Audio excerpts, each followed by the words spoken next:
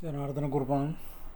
ഇന്ന് വാശിയോഗം പഞ്ചതത്വം എന്നുള്ള പുസ്തകത്തിൽ 154 പേജിൽ സിദ്ധർ സുന്ദരാനന്ദർ എഴുതി ജ്ഞാനസൂത്രം 14 എന്നുള്ളതിൽ 10ാമത്തെ ജ്ഞാനി നില.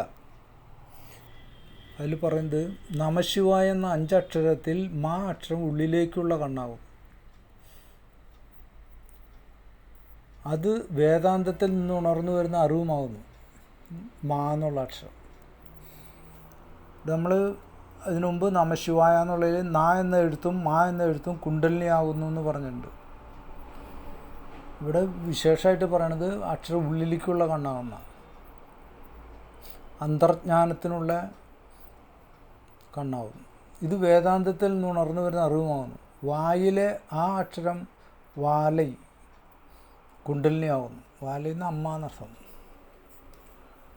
മുൻപ് പറഞ്ഞ വാ എന്ന അക്ഷരവും യാ എന്ന അക്ഷരവും കഴുത്തിൻ്റെ പിൻഭാഗമാകുന്നു. വയറ്റിൽ നിന്ന് അക്ഷരം ഷീയാവുന്നു. ആ എന്ന അക്ഷരം ആദ്യവും അന്തവുമാകുന്നെന്ന് മുൻപ് പറഞ്ഞു. വാലൈ കുണ്ടലിനിയാവെന്ന് പറഞ്ഞാൽ മൂലാധാരം മുതൽ സഹസ്രാരം വരെയുള്ള ആദിയും അന്തവും അവിടെ ഫലമായിട്ട് കാണും. 5 അക്ഷരം എന്നത് ശരിയായ വഴിയാവുന്നു.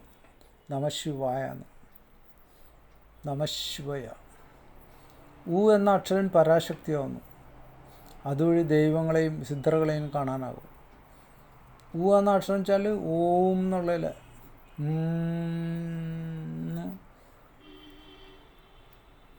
ആ ഓ ഊം എന്നുള്ളതിൽ 3ാമത്തെ വർണ്ണത്തിൻ്റെ അവസാനം ഊം എന്നുള്ള അക്ഷരം പരാശക്തിയാകും. അതുവഴി ദൈവങ്ങളെയും സിദ്ധറുകളെയും കാണാനാകും.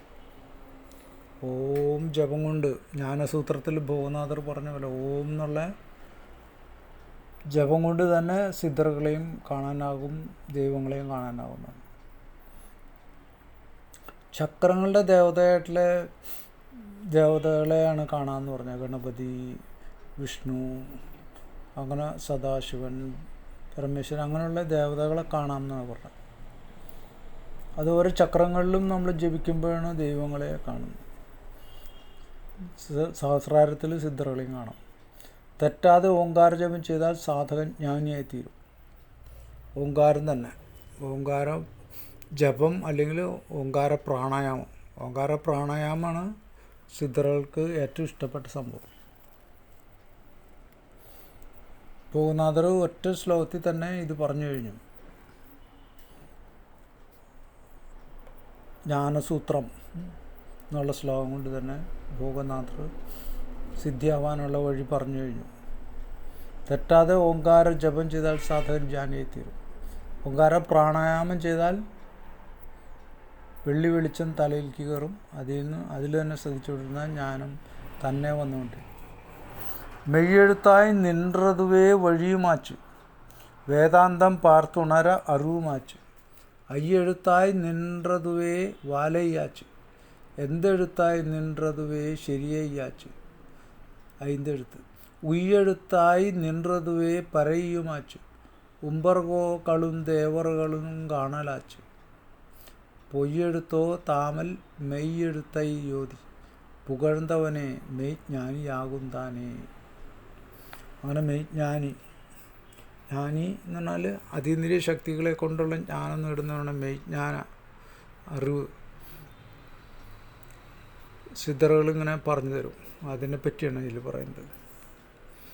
ജ്ഞാനി നില എത്താനുള്ള വഴിയാണ് പറഞ്ഞത്. നമശിവായ എന്നുള്ള മന്ത്രം ജപിക്കാം. അത് ചക്രങ്ങളിൽ കൂടെ ജപിക്കാം, മൂലാധാരം മുതൽ സഹസ്രാരം വരെ. അതുകൊണ്ടും ഓംകാരം ജപം, ഓം പ്രാണായാമം, മൂലാധാരം മുതൽ സഹസ്രാരം ഓം പ്രാണായാമം ചെയ്താലും ആ ഊ എന്നുള്ള അക്ഷരത്തിൽ ഊന്നി ജപിക്കണം. അപ്പോൾ അത് പരാശക്തിയുടെ അനുഭവത്തെ ഉണ്ടാക്കും. അതുവഴി ദൈവങ്ങളെയും സിദ്ധറുകളും കാണാനാകും.